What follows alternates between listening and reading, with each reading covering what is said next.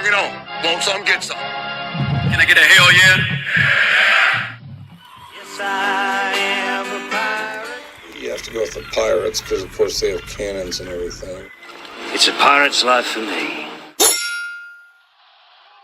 Be proud of who you are and what you are. You're Pirates. It is a first down. Pirates. Because when you're at East Carolina, you go for it every time. Or you don't coach at East Carolina, you don't come to East Carolina, you don't play at East Carolina with a weak heart. Write it. I think I've ever been in a building as loud as that was. It was deafening in there. We will get to Omaha. I can promise you that. And it's purple all night long in Eastern North Carolina. You're watching The Sports Objective, the podcast for Pirates.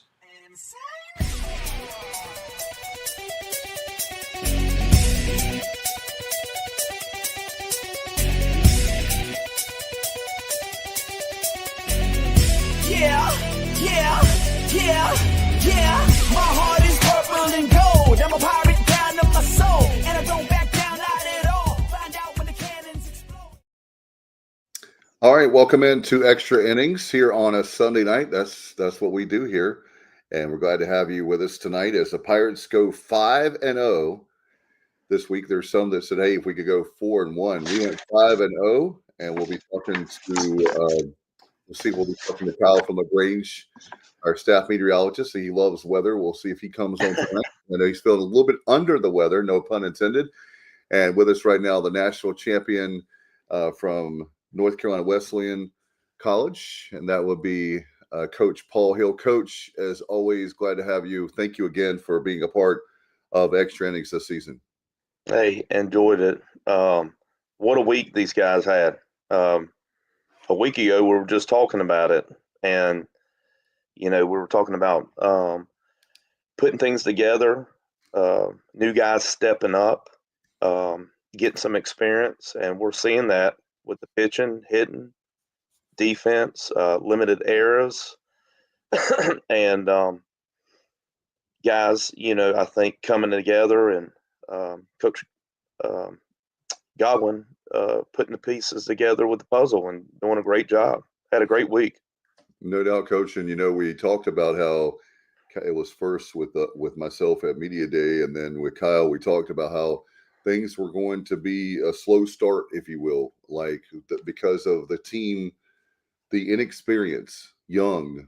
But that did not mean that we were saying we were going to have a bad season. It's just that I realized that our program, as far as our fans, have high expectations. That is great to have high expectations. But as you know, every season is different. Every series is different. Every game is different. So where I am is that it's taught me to not get ahead of myself as far as being a fan, covering this team of like, oh, yeah, we're definitely going 5-0. Well, you haven't played the games yet. So, and that last night's game of the doubleheader, the second game, we could have lost that one, So it was a tight game. We'll be talking about that. But very glad to have each and every one of you on tonight, already having a crowd coming in our show. Thank you so much if you're listening or viewing. We've been doing this show for 7 years as of March 1st, over 1,000 episodes. It's our 7th season covering the Pirates. Very excited about that with the very first, by the way, Coach, ever podcast for dedication to ECU sports. And, I had always wanted a sports show when I was a little kid, and I got one March 1st of 2018. So here we are, and very excited to have you a part of the program as somebody that's I wanted to tell, not only is he a national champion, but he actually does something that I don't think a lot of people do. He's actually, my son Alex is now a part of his group, his baseball sons, and it's for over 40 years. So not only are you teaching them the game of baseball, you're teaching them about life, and really, I think that positive role model that's really important. And the reason I bring that up is I would think that as a coach, I wanted to ask you this question.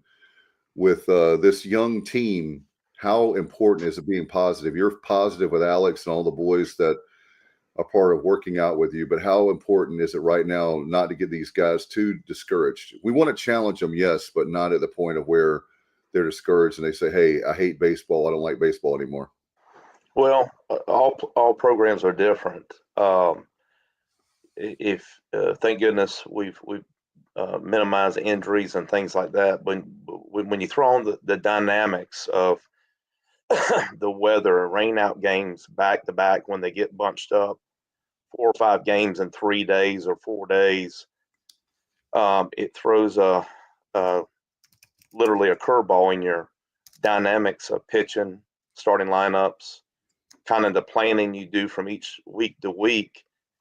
And then you find out, what the team's all about. And I think with, like you said, and the fans out there have addressed, expectations are high. I mean, we're, That's a good thing. Absolutely. We expect to win our 40 games a season and go to regionals and knock on the door of Omaha. But like you said, you got to take one pitch at a time, one inning, one game at a time. Don't look at the series as a whole. Take one game at a time. Whereas, we had to do a doubleheader on Saturday versus a game on Sunday.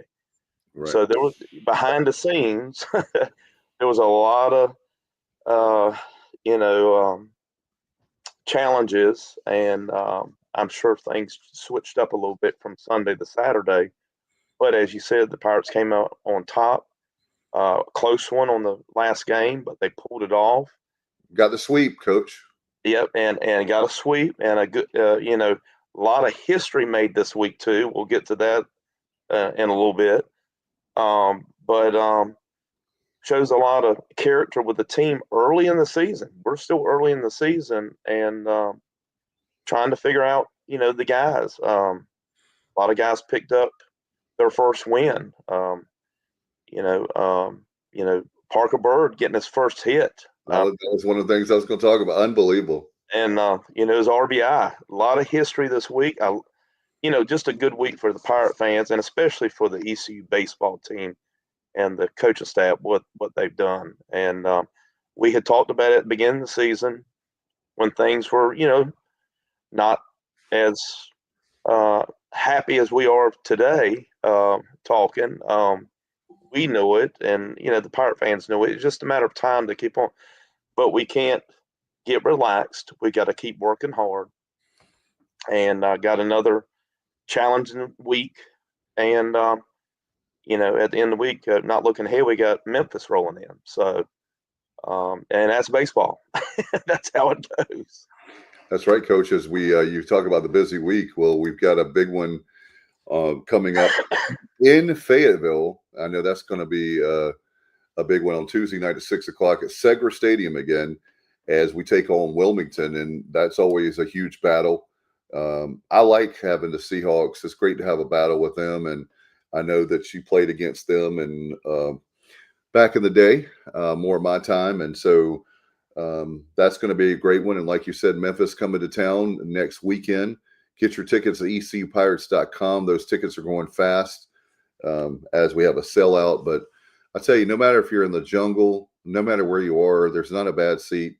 Great seats everywhere, well designed. In 2005 when they opened up the stadium, and just a really exciting time to be a Pirate. Also, in left field, we're going to have that baseball expansion. Cannot wait for the Paul Hill observation deck. No, I'm kidding.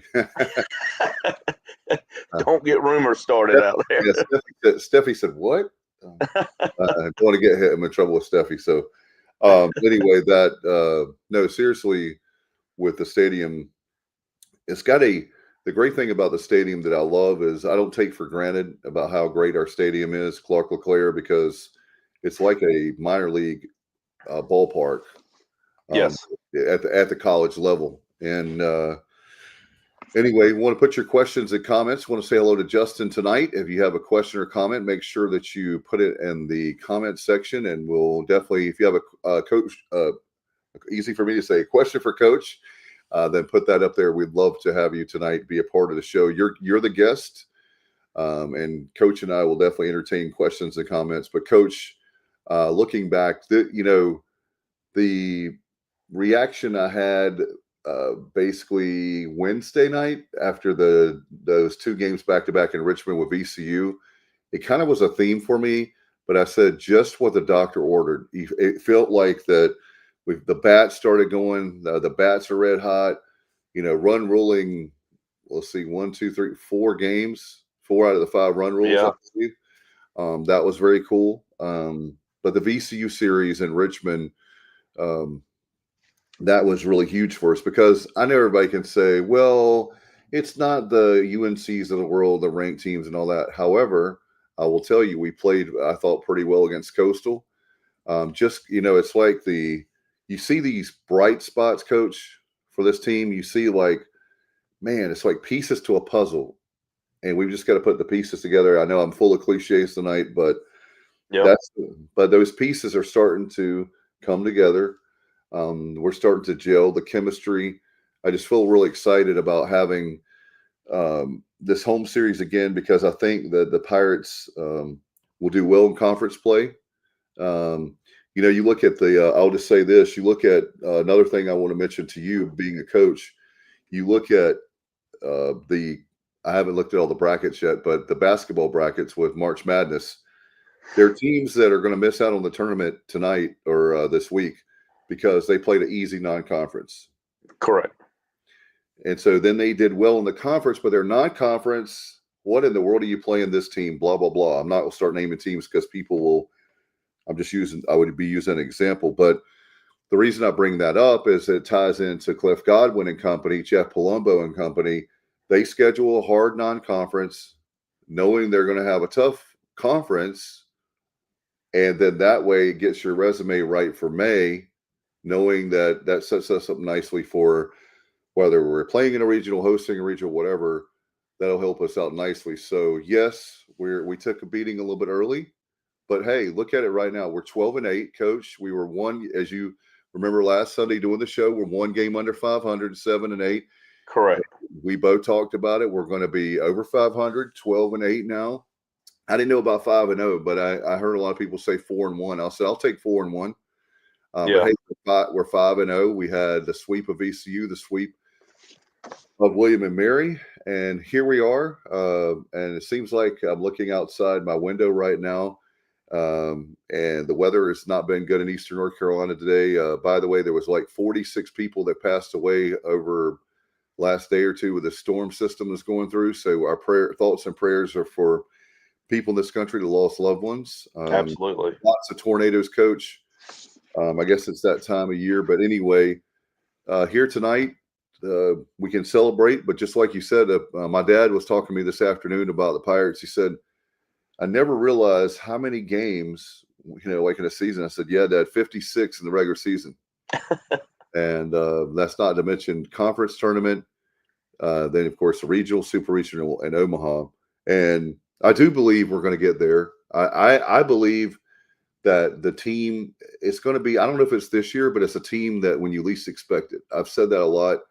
And it could be this team. You never know. And you're like, how in the world did a team without experience, blah, blah, blah. But it's when the guys get hot, right? That's if you're playing your best baseball at the end, good things are happening. You want to play your best baseball throughout the season. Right. And you want to kind of be on a incline and not more like a roller coaster. Those are tough seasons, with if you throw in injuries, and thank goodness, we're sitting pretty with that category. We don't have to worry about people are healthy. As I said earlier, new guys are stepping up and the youth is stepping up. Right. And they get to a point where they're no longer freshmen. I mean, they're have migrated into, freshman superior, almost sophomore, So, and we need every one of those guys, regardless of what their role is, if it's a one inning here and there or starter, weekend start, as far as pitching, you just got to be ready. And, it's tough. I've been on both sides of the fences as a starter and a non-starter, and mentally both sides is tough because you got to be prepared 24/7. Right. When Coach calls upon you, you go out there and do your best. And if it doesn't work out for you, there's always the next time. And you got somebody behind you that's going to, pick you up and plug along for you. But I thought, overall this past week, 5 wins. Last weekend we were talking, we were 7-8. Now we're, 12-8, and that's a good feeling. I mean, a lot more W's, and I expect a lot more to come. I really do. And it's seasons like this that are challenging at the beginning that I think they start forming continuity on the team. As you said, Coach Godwin, piecing the puzzle together and gelling together and having a little bit more role of each player, although that can change on the dime. Weather, injuries, circumstances during the game. Somebody that wasn't prepared, or not prepared, but wasn't scheduled to pitch out of the bullpen, hey, he's called upon, and you got to be ready. I mean, that's just the nature of the game. But I'm gonna say it. I think this is a special Pirate team that I'm glad that I'm not glad, but the adversity is going to roll over to a lot of positive things to come. And I think I know they're working hard, and I think in due time, it will all definitely pay off. Really do. I was getting ready to say it's already paying off. You can see they haven't given up. The coaching staff is doing a heck of a job. They are. Let's go to JR, Johnny Stats, as we call him, and Johnny Robertson, the great Commonwealth of Virginia.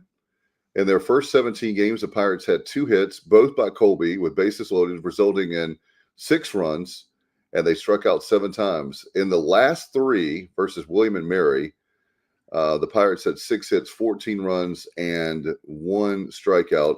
And he said that's with bases loaded, that is. Yep, a lot more hits. I think they're getting comfortable at the plate. The more pitching you see, and different styles of pitching is important too early in the season, for our hitters. And as you can see, in the last 5 games, not only single doubles, a lot of home runs this week. First time guys getting up at bat and doing the job early, making a statement like, Coach put me in. Right. No question about that. And Coach, Johnny has a question for you, so I'll put that up on the screen for you. If Riley Johnson returns for conference play, where do you think that he would bat in the lineup? Brayton seems like he is perfect for the leadoff role. Yeah, Riley Johnson normally has been the leadoff guy. Yeah. But hey, I will just say this, Coach, as a coach who hasn't coached at your level, but coached, to me, I see that as a good problem to have. That's a good problem. If I had 2, and I did, I have had that bad. It's not a bad situation. It's a good problem to have, as you said. A lot of times I would go 9-1, 1-9. That way they think that you're at the bottom of that number 9 is going to be a terrible hitter. Yeah. I mean, a lot of times I would do that. And people will question that at times. Why you got him at number 9? Well, the way the rotation usually goes, that number 9 9-1-2 comes up for a leadoff a lot of times. And then if you got him as a leadoff, you got back-to-back speedster on the base passes, and that's another thing. I think we've been running the bases a little bit better too. We've always been aggressive, but I think our reads have been a lot better. Again, we're getting comfortable in it. But to answer the question, I would probably go 9-1. I really would. That sounds like a great plan, especially like you said, when you see that. I know that people have film, but when you see the fact that let's say Riley Johnson hypothetically is number 9, you go, something's wrong with it. Maybe they say, well, he was a good hitter, but maybe coach doesn't feel confident in him, and so he puts him at the bottom of the lineup, not knowing the talent level of Riley Johnson. I'll give you a prime example. My son Wes, played baseball here in Greenville and stuff, and he made All-Stars, and they had him at number 9. And I said, Wes, all the guys are great hitters. I said, think about it this way. You're going to see a lot of fastballs, and you're going to be able to zero in that one pitch. Well, he didn't last at number 9 very long. Not that he was a bad hitter. They bumped him up at 3-4. Within like 2 games, and he was begging to bat number 9 because he would see more fastballs. Right. Exactly. So that's a advantage as a 7, 8, 9 hitters, especially number 9. If they don't know too much about you, they're going to go right at you, and it's a good situation to be in. No question, Coach. And so overall, we're happy with the week. You can't get better than 5-0 when you have 5 games. So we found ways to win.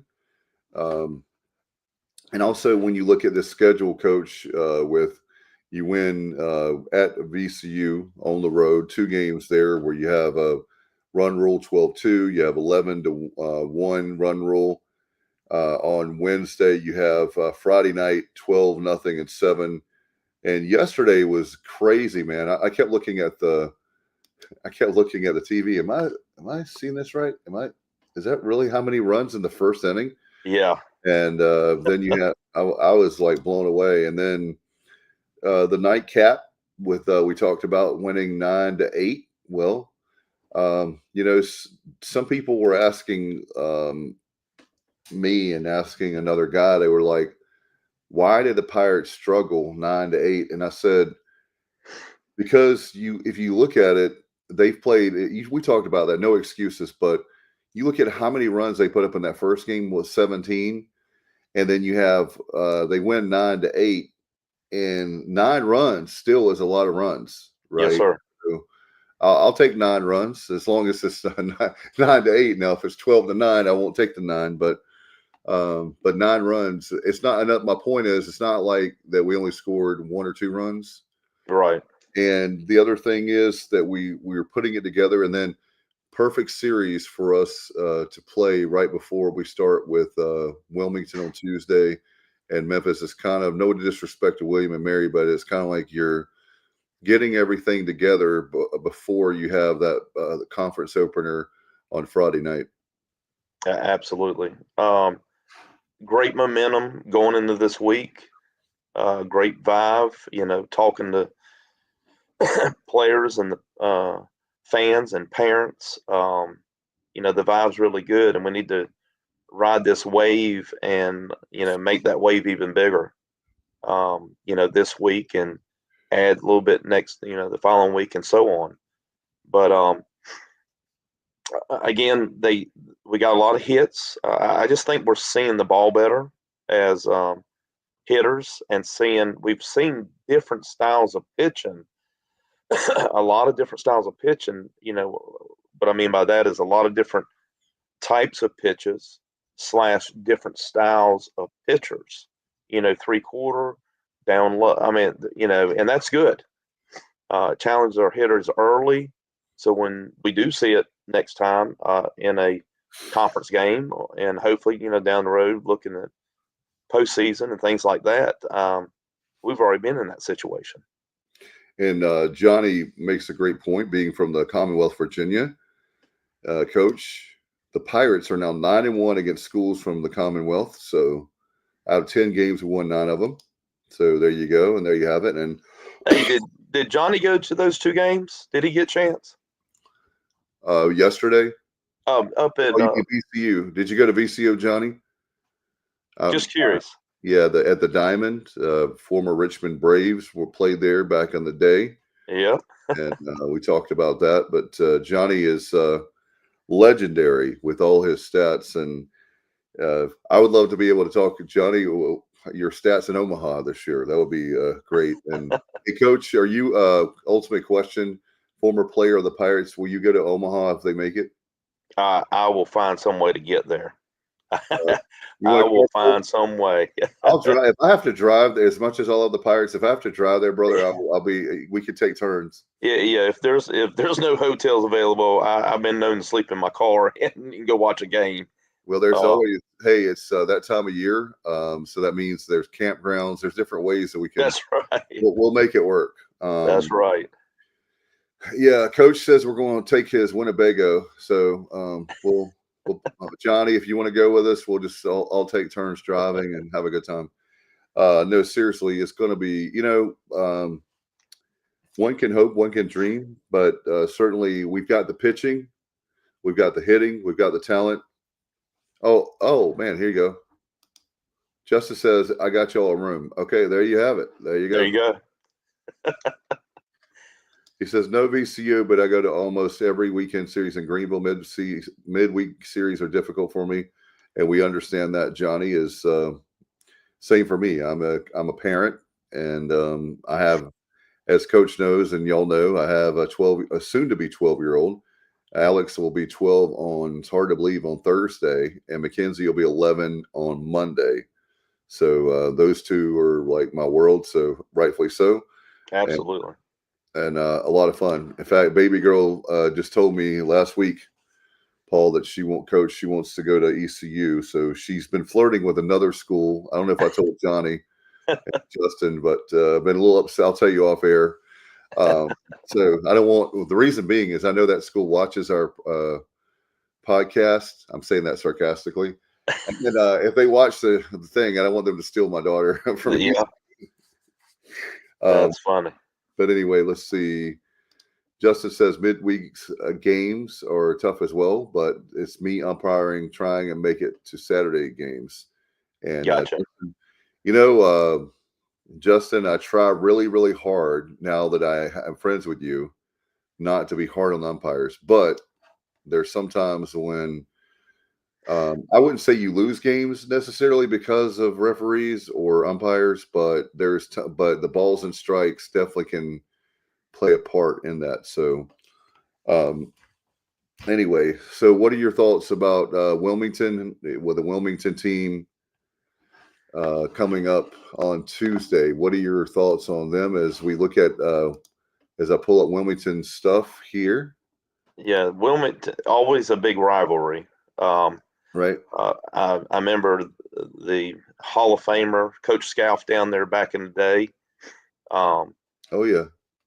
Of course, we had Coach Scalf over at Westland, so I knew that family very well. I didn't know that. Was he? Oh yes, sir. So he was with you? Not the head coach down at Wilmington, but I believe it was his uncle that was over at Westland. Okay. It was. Yep. So I knew that family fairly well, and always competitive. We've got one of our former pitchers that I used to work out with, Trace Baker from South Central. He's on the staff coming in. I hadn't pulled his stats this past week, so I'm familiar with him, but always a rivalry. It's on neutral grounds, so I think both teams are going to be represented well. I think we always have one or two more, but both teams represented it well. Midweek game, very, a good team coming in. So hopefully we can pull away with some wins. Yeah, Coach, they're 10-10 coming into this week. So they had, as a matter of fact, let's see, they played, oh, that's right, I did know that. They played North Carolina, a tough game, and 10 innings. They lost 7-3. They beat Charlotte 11-4. This series, the Charlotte series, was in Wilmington, by the way, at Brooks Field, and they lost yesterday's game, the matinee, 5-2, and they won today's game, or excuse me, they had the doubleheader, so they won 2 out of 3, and then they've got us at Segra Stadium. This is interesting, Coach. They have us at Segra Stadium in Fayetteville on Tuesday, and then in Bowie's Creek they'll have the season opener against Campbell this coming weekend. So for the people wondering, that's what Wilmington has. Yeah, they're going to give us a run for our money. You know, it's a rival in state as far as basketball and baseball. You know, but we have a lot of and what'd you say the record was 10-10? Yeah, throw that out the window. When you have a rival game, it's irrelevant. That's exactly. We were 7-8 last week, and we're a good team. And look at us now. So throw the records out. We got to win each inning and try to score a run each inning, and hopefully, we'll have 9 to whatever they've got each game, or if we can do it in 7 innings, that'd be good. Come on home. Yeah, get to come home a little bit earlier than Justin said. He did ask to do an ECU game, so that's got to be Justin. But that's got to be tough being your alma mater and you're actually calling balls and strikes. And maybe I know people are professionals, but to me, I wouldn't want that pressure to be an umpire, period. And then to think that you're coming to East Carolina and you've got to make a really tough call or like tough calls that can affect your school. But hey, while we're on umpiring, if this is okay, I'll throw this out there.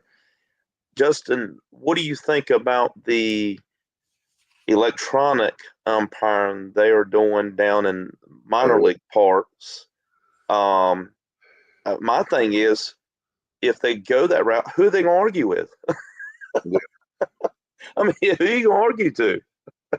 Yeah, I actually like the as much as I give them a hard time, I love the officials, and for the most part, as hard as I give them, I think they do a good job and do a great job. They do. And it's like I said, I don't want their job, not at all. Nope.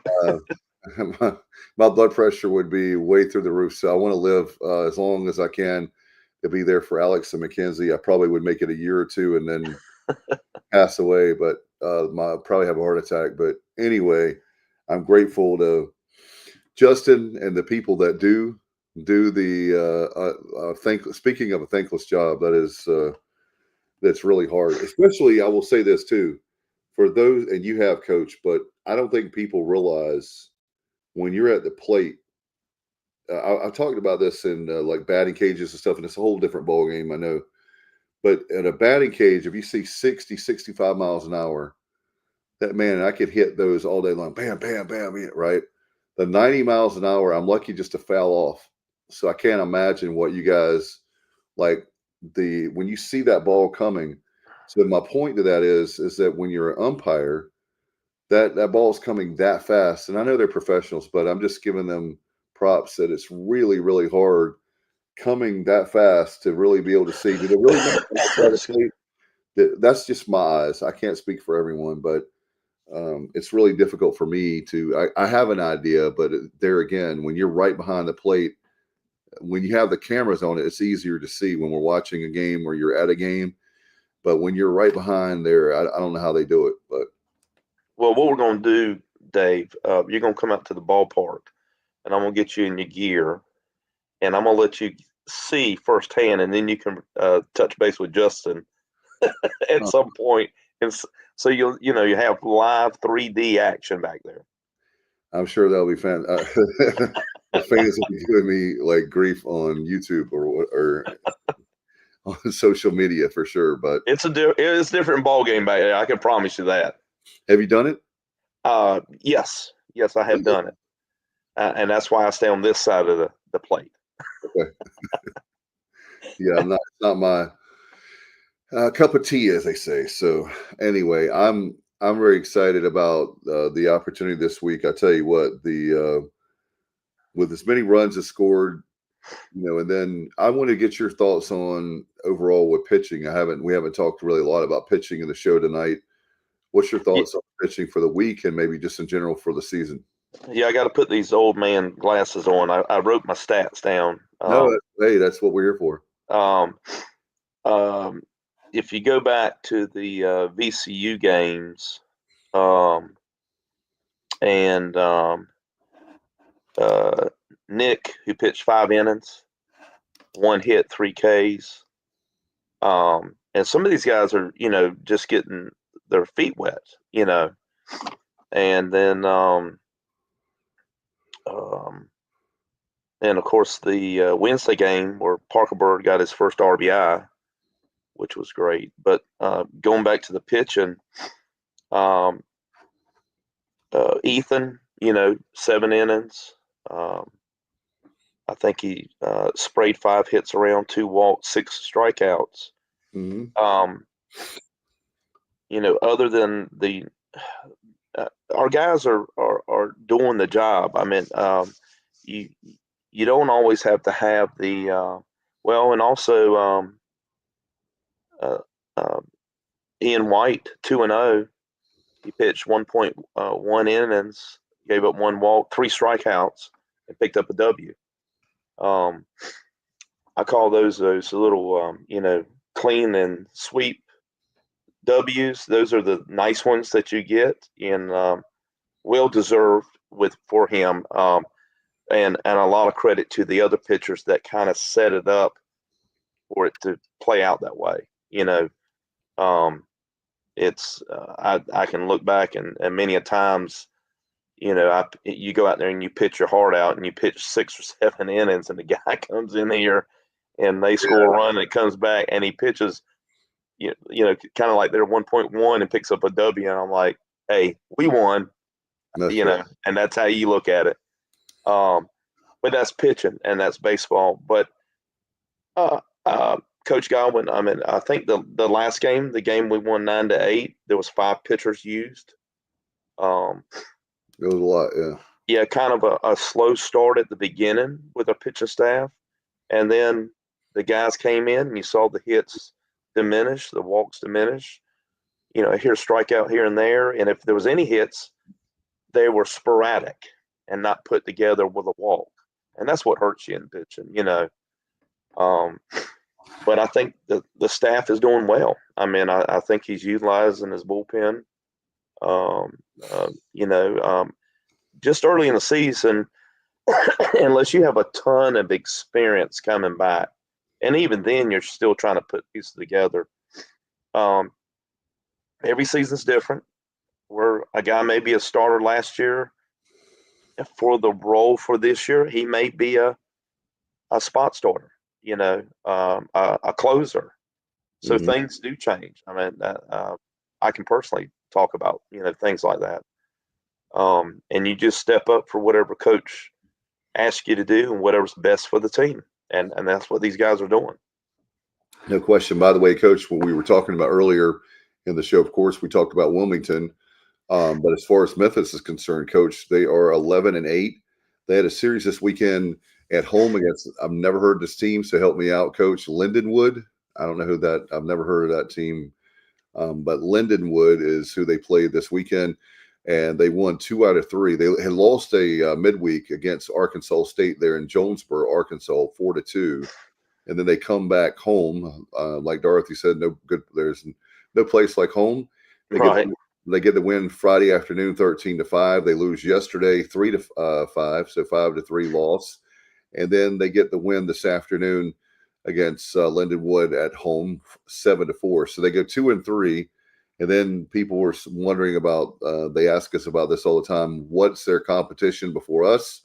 They have a midweek against Liscum in Nashville as they're traveling, I guess, across Tennessee coming into East Carolina. But that'll be their games. It'll be Liscum, or game rather. It'll be Liscum, and then that'll be a Wednesday night, and then they'll come to us Friday, Saturday, and Sunday.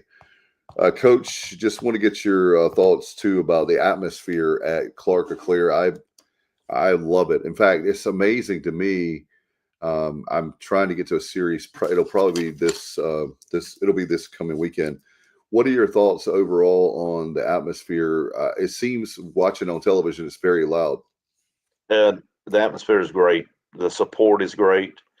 Even, the little bit of slow start, nothing wasted, look where we're at now. But even at the beginning of the season, the jungle was packed. The stands, were packed. Even in the cold weather, wind, Families are out there.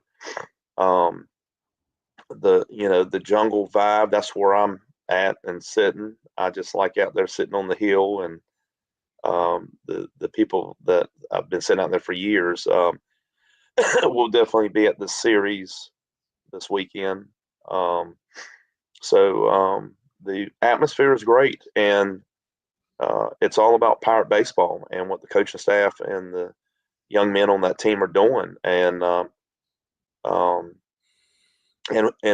what they stand for, and their character, and how they carry themselves off and on the field, which is great. I think the coaching staff needs to get a lot of credit for that, and I think it needs to go down to the players, because they've got pressure on them, not only on the ball field, classroom, out in I didn't have that back in the 80s when I played. Social media, you have to be careful, and what you say, and video, and somebody asked me, I teach school, and my students always ask their players, like, Coach, back in the 80s, would you have gotten on social media and post videos and all that? I said, I don't even know how to do it now, so I knew I wouldn't do it back then.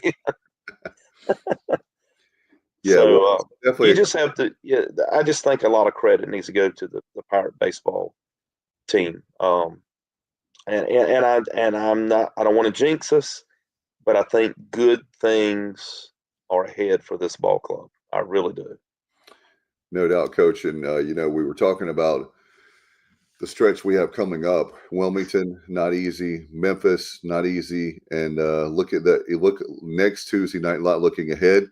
You have at Duke, then you have at Rice, at Wilmington. So you're going to have a stretch of, and what I want to tell the fans, enjoy the weekend series against Memphis, because you're going to have 1, 2, 3, 4. You have 4 straight that are going to be away, and so that's with the Rice series and Duke. But anyway, put your questions and comments up in the comments section for Coach, as we have a little bit of time left, and definitely would like to answer some more questions about the baseball team. I tell you, having a guy that you feel like really well, Dixon Williams, it's great to have him, as he's looked great. And I know that I was wondering going into preseason how much if he would put any pressure on himself, because there's so many young guys. There's so many guys from the transfer portal compared to what we normally have, new guys. Would he put too much on? I know my son Alex, as I told you, does this. He's way too serious about the game, which you want a kid to be serious, but not to the point of where you're not having fun and trying to do too much. And I wondered about that with Dixon, but so far so good. I've been really happy to see. And that's another thing about this team. I wanted to ask you, Coach. I was just realizing that I haven't mentioned it. It looks like, even though through the struggles, this team has had a lot of fun playing. They look like they're really enjoying themselves. And, there's some people that, I don't know how you feel. Some people act like, well, we should just act like it's taking care of our business. But for me, when I see a pitcher do a fist bump after a big, strikeout, or, the guys going crazy, that's what makes baseball fun for me. Oh, yeah. You want to have it controlled. Right. You don't want to get you got to kind of be steady in the middle, and enjoy the wins. Enjoy the wins, learn from the losses, enjoy them, and then we're right back to business the next day. I mean, enjoy the wins. They're hard to come by, as our Pirates have realized, but have shown, again, a lot of character, a lot of heart, a lot of continuity. Maturity is coming about. Not saying that any of our players are immature, but there's maturity with young players coming from high school, even JUCO, coming into a D1 facility and stuff. It's just a little bit different. Not saying they can't play at that level, because they're here, they're doing the job. But I should say the adjustments that are needed to be successful, to maintain your role here at East Carolina. No question about it. And we're going to have a lot of fun watching this series with the season.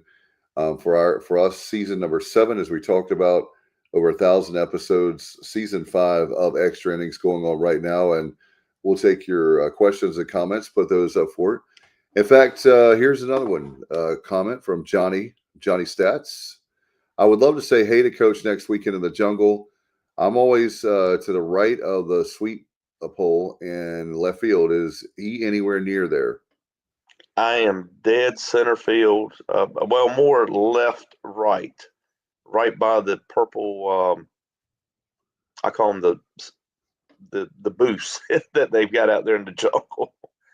Well, I want to see, like I've said, I want the 23 club out there where we can raise money for Ella and have a bar out there, a big screen television. Malik, I love the atmosphere in the jungle, but I would like to be able to see the game better, if that makes any sense. The people like yourself and Johnny and all the megaphone guys, and I'm not saying I don't like the atmosphere in the jungle, but I truly love the game as far as knowing balls and strikes and strategy and all that kind of stuff.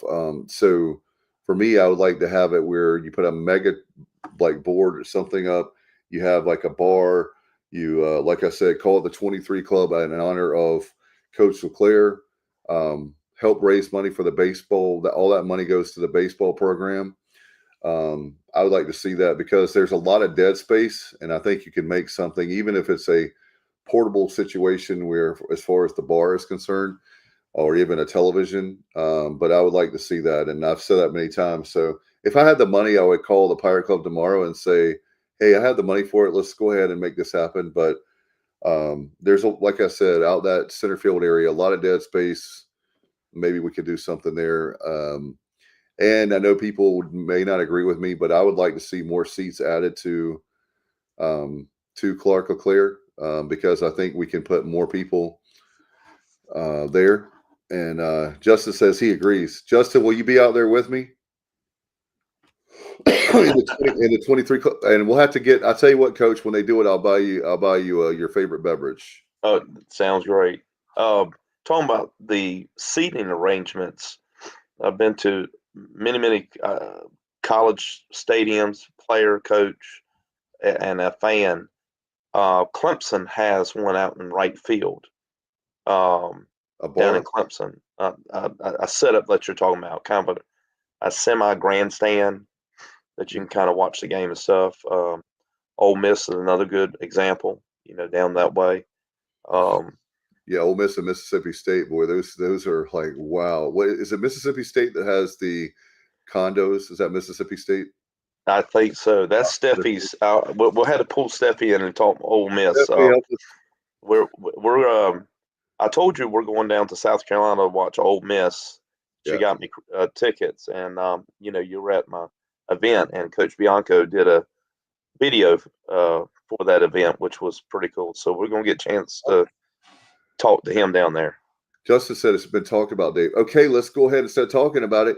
Coach says there's more action speaks louder than words. Let's go ahead and have it out there. I'm telling you, people will look. Like I said, I'm not complaining. Let me be very, very clear because administration sometimes misunderstands me. I am not angry. I'm passionate about ECU. You can't complain about me being passionate about ECU. All I'm saying is you put it out there. I'm telling you, you will make a lot of money. All that money goes for baseball because baseball is a huge sport at East Carolina. Put all that money, everything, because there's a lot of people that, oh, cool. Cliff wants bleachers out in right field. I didn't know that. I just kind of mentioned that.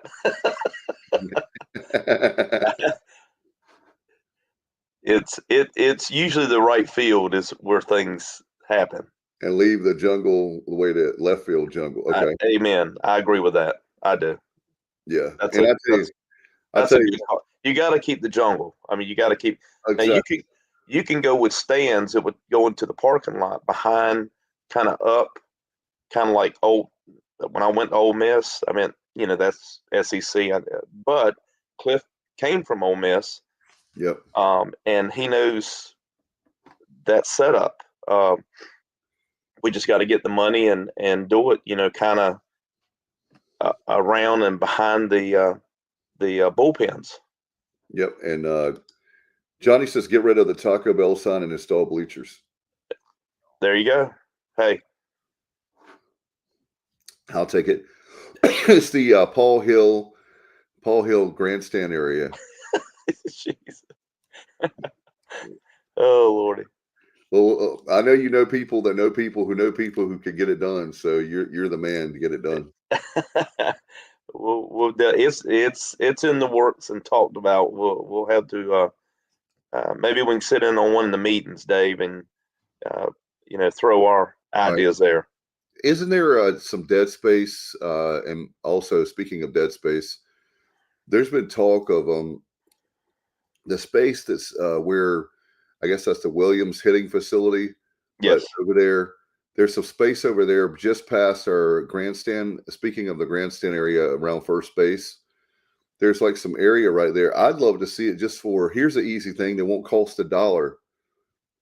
Let some rabid, crazy fans be on this end of the it'll be this end of the bullpen for the away people, and so you've got them like barking on one end and you got barking on if you got to be like, put those people like they do for soccer, the Charlotte Football Club. They have a section like an end zone, if you will, right? And if you do not stand, they kick you out of the section. They call it the supporter section.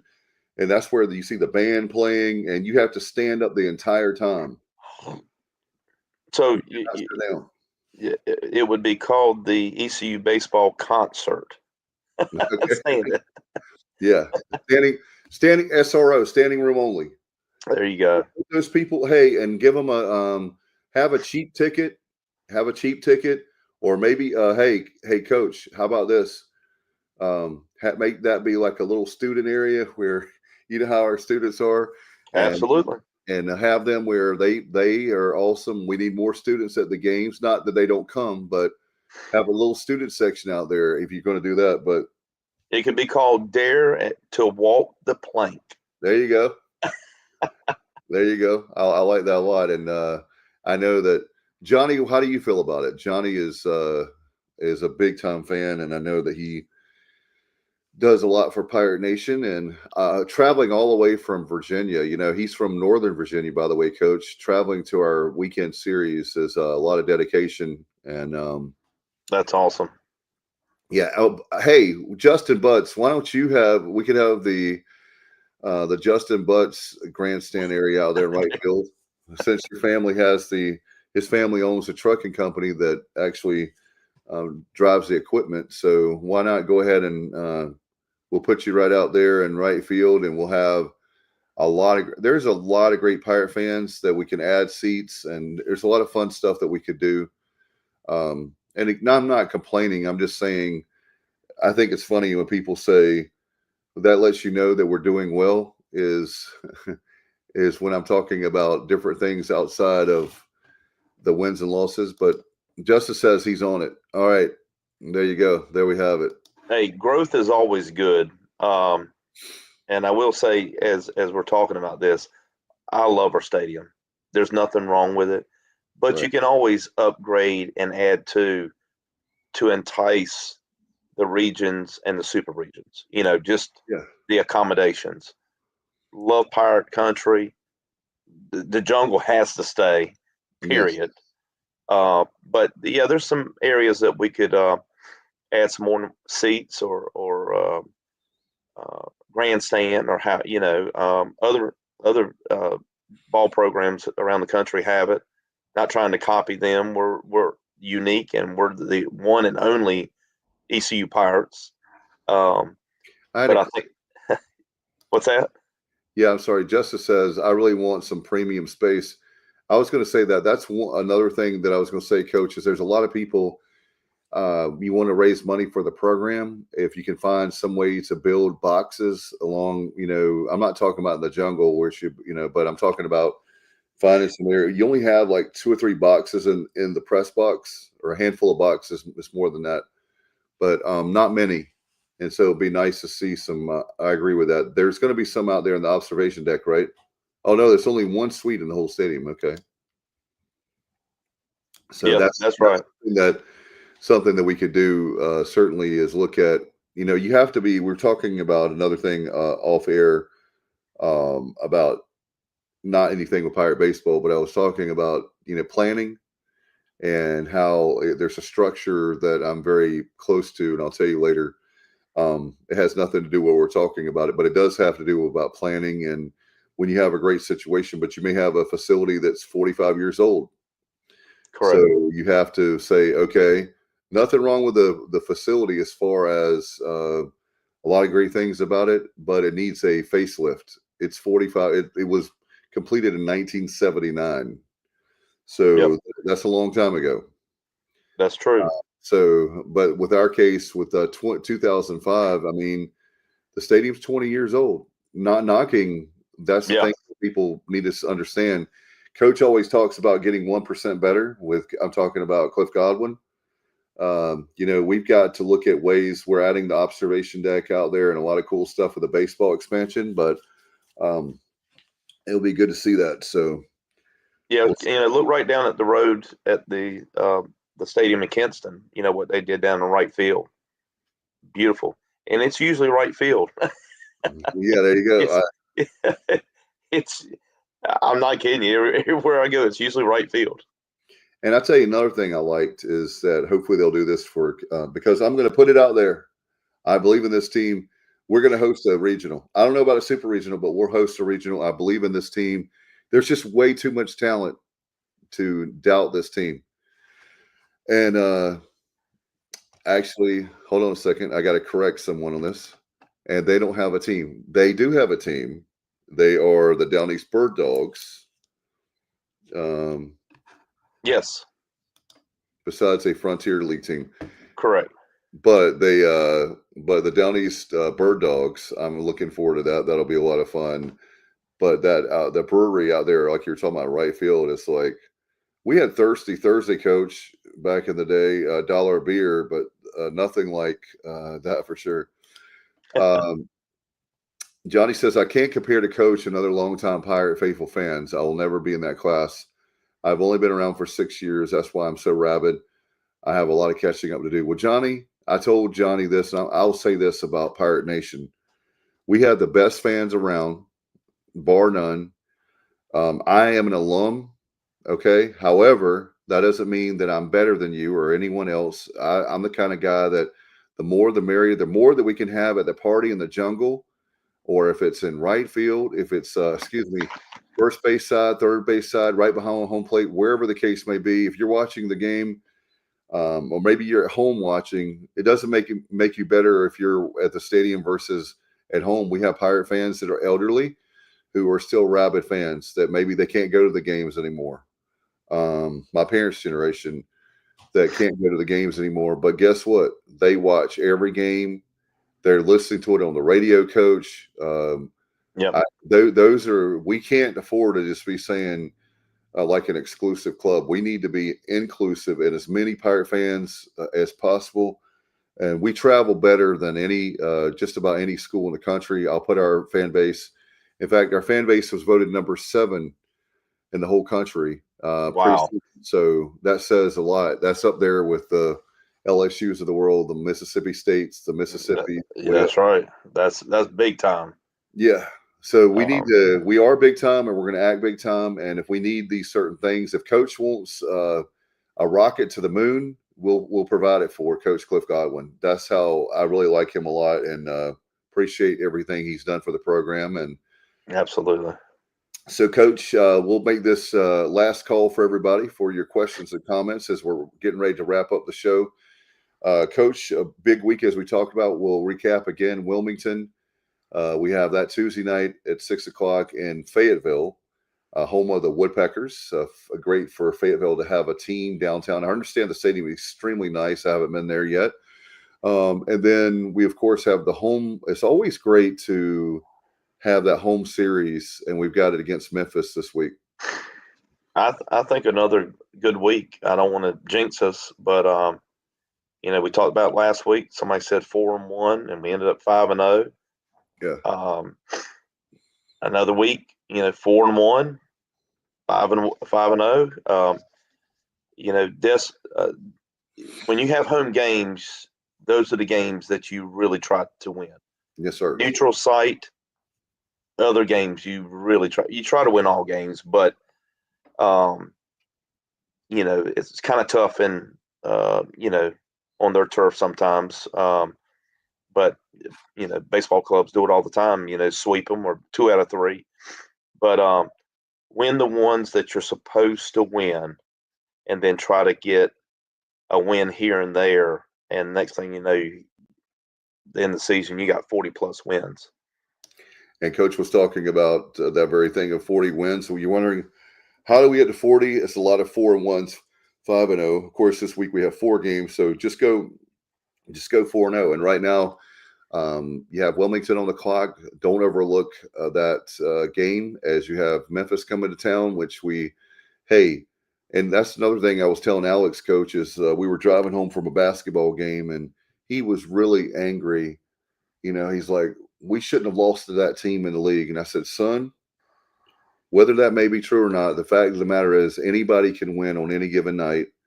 And when you don't play your best and you play around and don't take care of business, I wasn't talking about him directly, but as a team, when you don't take care of business, then that's the kinds of things that happen where you're a better team on paper.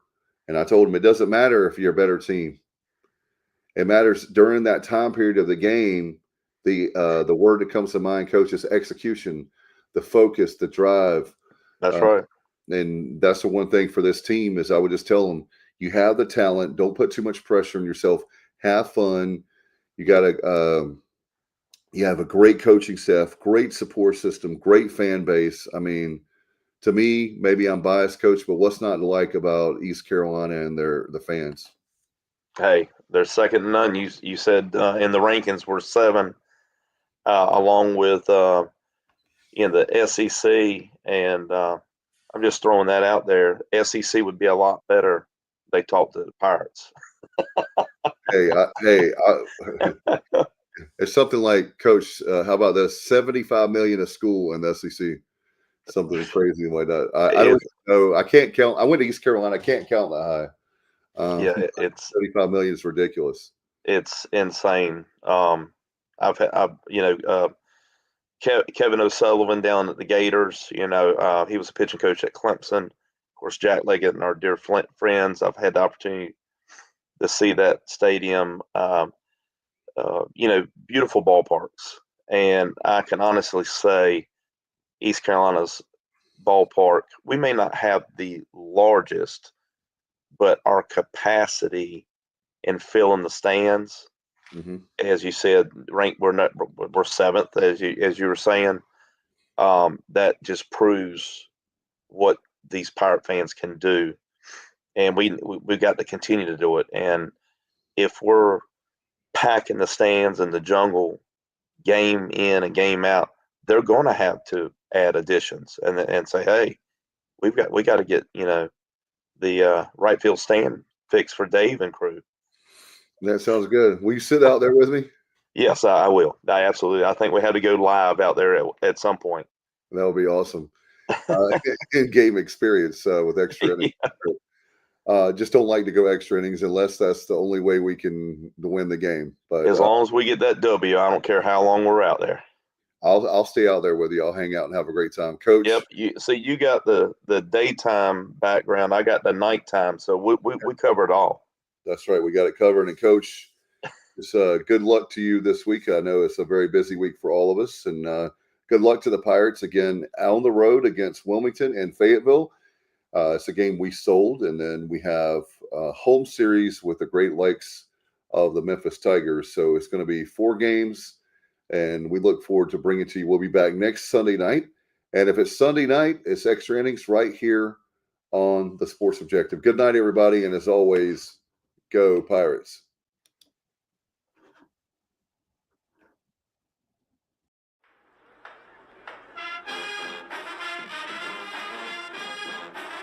You're watching the Sports Objective, the podcast for Pirates.